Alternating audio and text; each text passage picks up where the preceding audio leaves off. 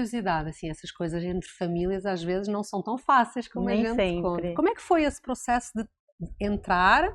Teu pai era quem mandava e tu entrares a trabalhar como filha na organização do teu pai. Como é que foi esse processo?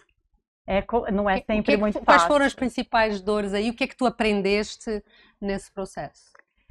Eu acho que tem algumas coisas, né? O meu pai, ele era mais rígido comigo, obviamente, do que com qualquer outra pessoa, né? Eu não entrei com nenhum cargo de liderança, eu entrei como uma gestora. Na época tinha um diretor, o Délcio Rodrigues, que era o meu chefe na época, a gente atuava. Mas claro que fica aquela coisa, a filha do presidente tá aqui e ela que tá atuando, então eu comecei, né, eu acho que eu trouxe bastante da minha experiência do mercado de carbono, eu não tinha tanto essa experiência, apesar de ter todo aquele brilho no olho, depois de 10 anos eu não tinha atuado com áreas protegidas ainda. Então eu fui começando aos poucos, fui assumindo cada vez mais responsabilidades, mas altos e baixos. Claro que, assim, era muito bom por um lado, porque eu tinha esse momento com meu pai, que era uma pessoa que eu sempre admirei muito. Vocês tinham uma boa relação? Uma boa relação. Por outro lado, a nossa relação era muito do trabalho. Então, assim, a gente mesmo de final de semana, nas férias, falava assim, eu não quero falar sobre isso. A gente estava lá falando sobre o projeto, sobre aquilo. Ele era do empreendedor. Que tem o senso de dono em qualquer hora, não é? Não tem hora do dia. Então, acho que tinha um pouco esse lado também de estar sempre falando, pensando e claro, e ter uma exigência maior, porque não era uma organização que eu fui simplesmente contratada. E claro que esse peso só foi aumentando. E o que é que te trouxe de bem essa exigência? Como é que ela te ajudou a chegar onde tu estás hoje?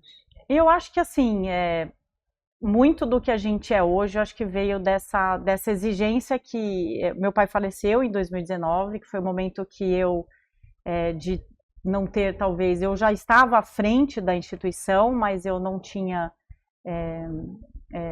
enfim, todas as responsabilidades. Ele estava sempre presente e apoiava muito nas decisões. A gente era uma dupla, um colegiado, que a gente decidia muitas coisas em conjunto. Eu conversava com ele, apesar dele não estar presencialmente lá, a gente se falava umas 3, 4 vezes por dia, por várias coisas, alegrias e preocupações, mas ele estava lá.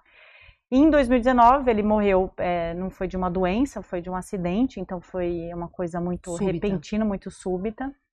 E eu, depois de talvez alguns poucos dias de luto, eu assumi a presidência do Ecos, e foi quando eu realmente tive que tocar aquilo que a gente sempre tocou em conjunto. Então, eu acho que me ajudou muito aquele período todo que a gente trabalhou, porque até hoje ele não está aqui, mas ele está aqui porque a gente conversa todos os dias.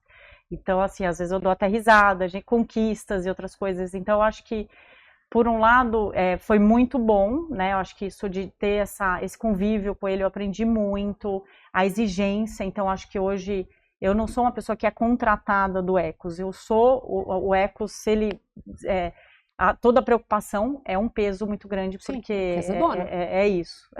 E, então, tem esse lado que eu acho que acaba sendo, né, uma dor em alguns momentos, porque você está sempre pensando nisso e a pressão é muito grande, né? Eu acho que eu me cobro muito, eu estou sempre achando que eu preciso fazer mais, mas acho que isso também é uma coisa muito natural da mulher também, que acaba se cobrando. Eu acho